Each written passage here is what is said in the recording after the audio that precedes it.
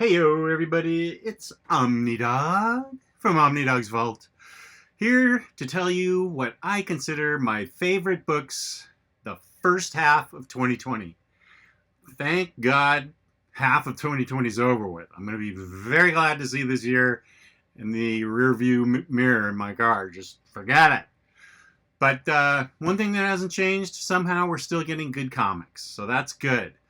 And these are my favorite books so far this year. Not all of them have been printed this year, or released rather, but a lot of them have been. And I'll tell you if they're older or not, and you'll probably know as soon as you see them. And it'll be interesting to see at the end of the year where these books are at my end of the year best of.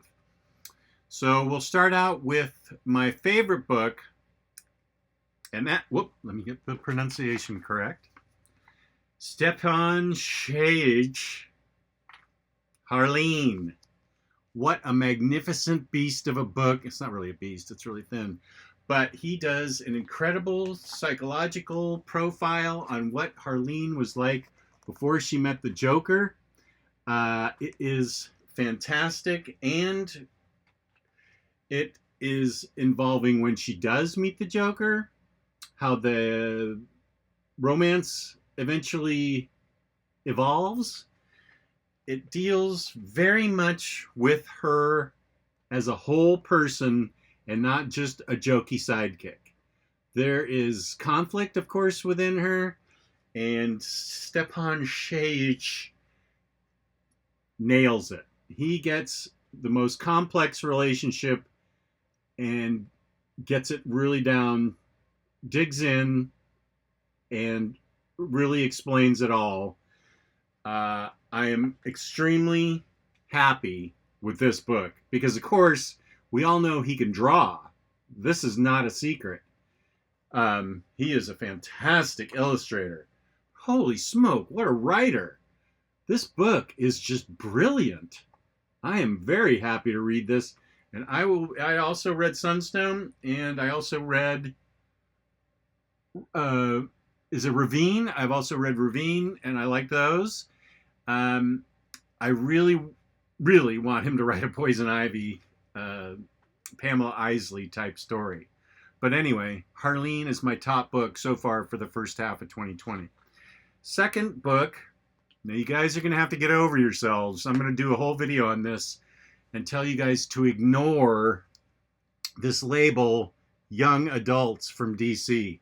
Forget it. It's made for everybody. Us guys and gals above the age of anything. 15 and above, 10 and above, 60 and above, which is me.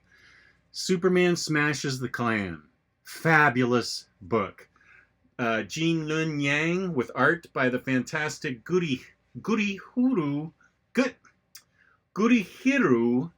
who drew Gwenpool, which was great. This is a fabulous book that deals with racism. It's based on a radio series from the 40s about a Chinese family that moves from Chinatown into Metropolis, draws the attention of the Klan, of local white bullies, and Superman, who is also an alien like the Lees are in this book. And it is unfortunately just as timely today as it was back then. Racism seems to be thriving for some reason in 2020, and it is all too prevalent. And this book, besides being magnificently written and fabulously drawn, will also make you incredibly angry because nothing's changed. But it's a great read. I encourage you highly to read it. It's a great Superman story and more, much more. Do not let this young adults thing turn you off. Do not let the young adults thing turn you off to this book either. This was a fantastic read, Green Lantern Legacy. This is set in modern times where the young man is of Vietnamese descent. His grandmother dies and he inherits a jade ring. Oh, it's a power ring, and makes him a Green Lantern. And John Stewart is his mentor. this young Vietnamese kid. He is, of course, thrown into the Green Lantern's world while having to deal with his old world, his own world. And there's lots of cool Green Lanterns in this book as he fights to deal with modern time Green Lantern problems and solve some of the existing problems that his grandmother was still fighting when she was a Green Lantern. This book is great, and I'm going to do a whole series, because there's a bunch of these books, on why you need to read these and not get hung up on the young adult label. You're missing out. I like this Green Lantern book better than the Grant Morrison Green Lantern book. And I love Grant Morrison. Let me tell you. Next book, my buddy Tyler Blunt and I have been reviewing, when we can, Teenage Mutant Ninja Turtles IDW collection. This is book 6. Books 5 and 6 is where it gets really exciting. 1 through 4 were good. 5 and 6 have been fantastic. Now, those first 3 books were issued this year. I believe this one's much older. Not much older, but older. Because I think they're getting ready to release volume 11. The art is consistently great. The collections are put together well. The stories are compelling as heck. I was never even a Teenage Mutant Ninja Turtle fan, and Geo from A Week in Geekdom suggested I read them, and Tyler suggested we review them, and I'm really happy. These are great books. These are really fun and interesting and compelling books. So if you haven't given TMNT a try, this is the way to go. Look, it comes with a ribbon too. These are quality books by IDW. Now this next one, I did a series on. I did a whole review on it, and so I just picked a representative copy. I think volume 6 came out this year. Whoa, I almost tipped everything over. But I did do a video on this series, Lumberjanes, and this is so much fun. These are girls that go to summer camp, and there's something interesting about this summer camp, because they very quickly learn to be strong and independent and on their own, but rely on each other, because this is a magical, mystical place where time runs differently, and they are exposed to mermaids and castles and dragons and secrets. And the only thing I can tell you is I have not had more fun reading a comic this year than the Lumberjanes 6 hardcovers. I have just had a ton of fun reading these. I highly recommend them. Highly recommend them. I don't care how you buy them. Get the trades, Comixology, hardcovers, they're in print. Get them. They're great. And they look really good on a shelf. This book came out this year, I believe. This is the year I bought it. Mark Waid, Invisible Woman. Sue Storm's a spy, and it's not just because Adam Hughes does the covers. We know I love Adam Hughes.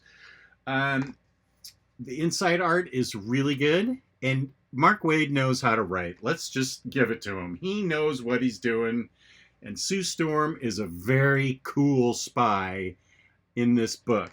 There's all kinds of international chicanery and guest stars of some of your favorite Marvel heroines and heroes. I love this book. It was really good, and I'd really like to read more. I'd love to read more Invisible Woman. This is cool. Another Marvel book. I'm sorry, it's out of print. I apologize.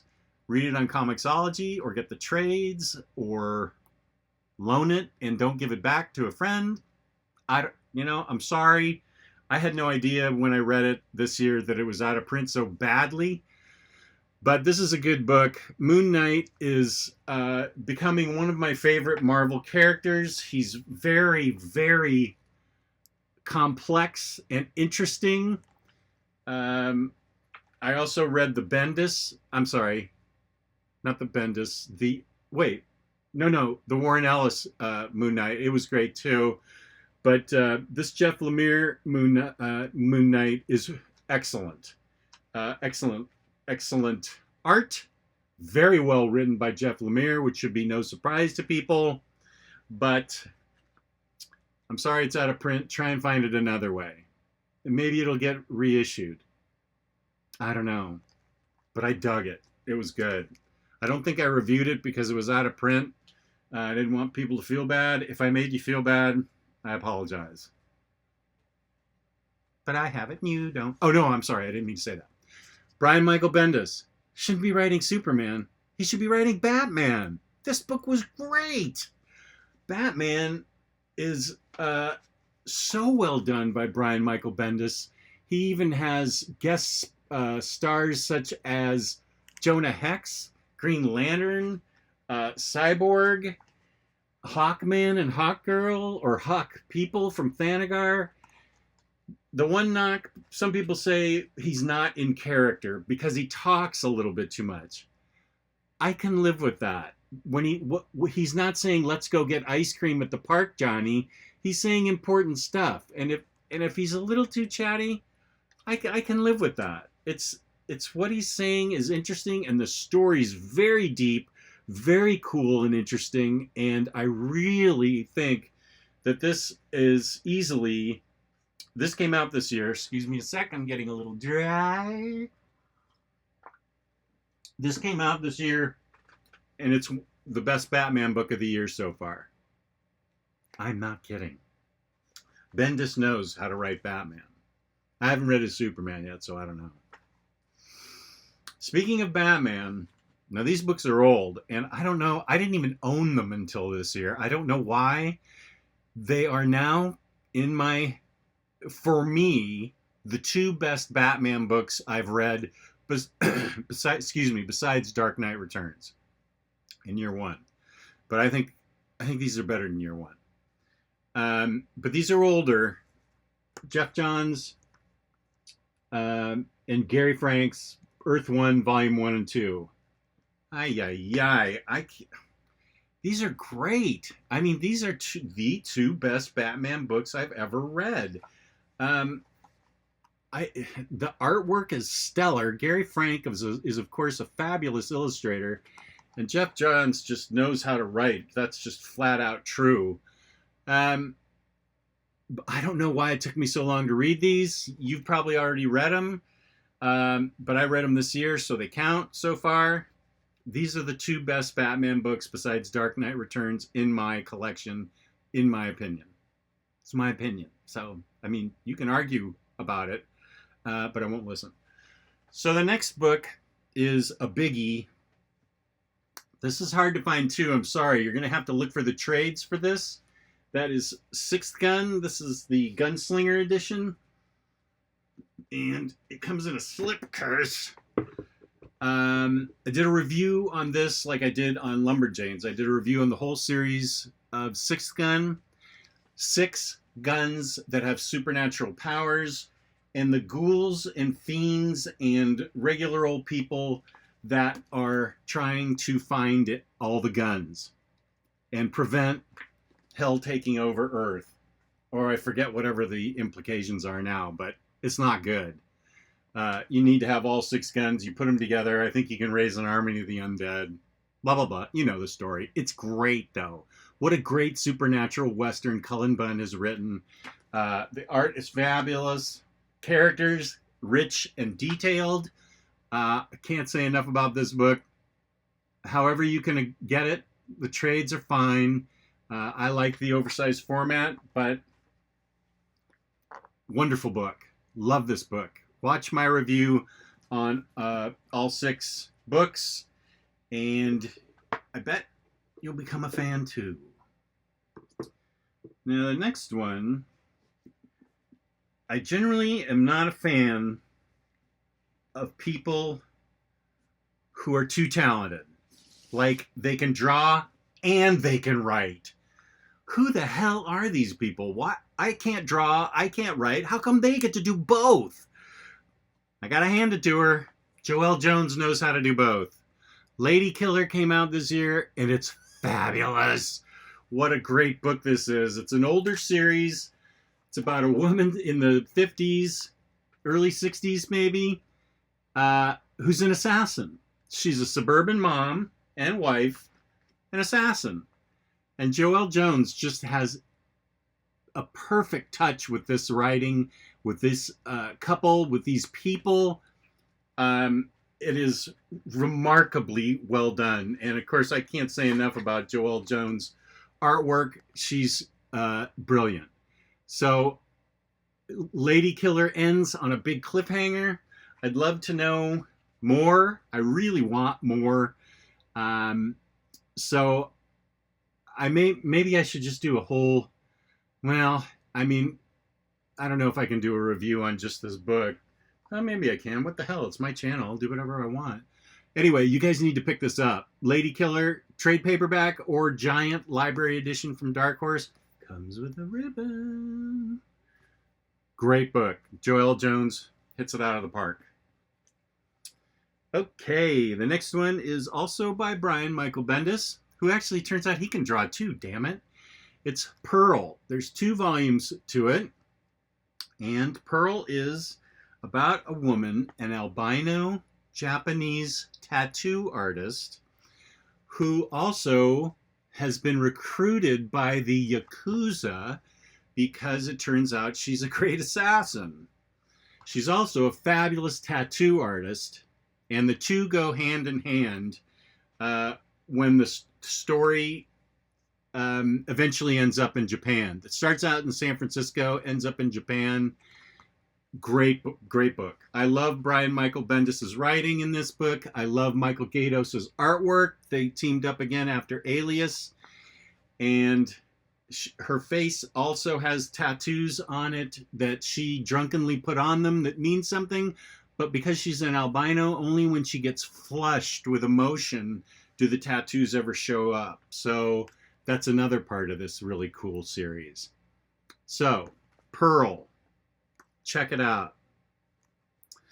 Now, I also look at books on Hulu occasionally, and actually more so than before, just because it's so easy to get them. And let's see. What do you mean download? I've already got it. Oh my gosh, I have to download this while I'm talking to you? Fortunately, it goes really fast. So I will tell you, the book is The Marked, Volume 1, Fresh Ink. I don't know why it's making me download it. Now it has to prepare for offline use. Okay, there we go. So, this is a story about women who have glyphs on their bodies. They're not just tattoos, they're glyphs that come to life and are magic spells, and they are used in the they are used to protect us from the forces of evil. They are a force for good, the marked are, and they all get marked,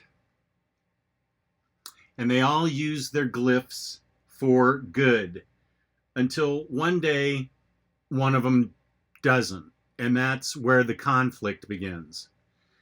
I really love this book. Some people feel like the art is a little bit different. The faces sort of look like brat dolls, but you get used to it. It's okay because the story is really compelling about these women. And I think there's a guy in there too that have these glyphs tattooed on their body that give them great power in order to fight the good fight for us against the encroaching forces of evil. Artwork's brilliant, writing's brilliant. It says volume 1, and it ends, the whole volume ends fine, not on a cliffhanger. It's self-contained, but it does say volume 1, and so I want like volume 2 and 3 to come out, and then it gets a hardcover. That's what I'm waiting for. So get The Marked, Fresh Ink. It's really good. Okay, we're down to our last two for the first half of 2020. And Something is Killing the Children. This really should be in my top 5 so far because it's amazing. I'll show you the art as I read from the back because it's a little complicated for me to explain. When the children of Archer's Peak, a sleepy town in the heart of America, begin to go missing, everything seems hopeless. Most children never return, but the ones that do have terrible stories, impossible details of terrifying creatures that live in the shadows. Their only hopes of finding and eliminating the threat is the arrival of a mysterious stranger, one who believes the children and claims to be the only one who sees what they can see. Her name is Erica Slaughter. She kills monsters. That's all she does, and she bears the cost because it must be done. And this is by James Tinian IV, whose work I think is great. I loved him in everything that he's written so far, especially Detective in the Woods. What else has he written? Yeah, Detective in the Woods. I can't think of what else. But this collects issues 1 through 5. It's an ongoing. But wow, this book has everything you want in it. Exciting story, great art, fast-paced, very, very compelling. I can't recommend Something is Killing the Children enough. The only reason, it's from Boom, the only reason to hold off is because you're hoping for a hardcover. In that case, forget it. Just go out and get the trade paperback like I did, because otherwise you're missing one of the best stories of the year. This is not going to budge from the top 5. I can promise you that. And if it does, I can't wait to see what budges it. And then the last pick for my favorite books for 2020 so far, through the first half of the year, fuck 2020, On a Sunbeam, Tillie Walden. This is old. I read it with the Omnicat this year. When was this made? 2018. Okay, so it's not that old.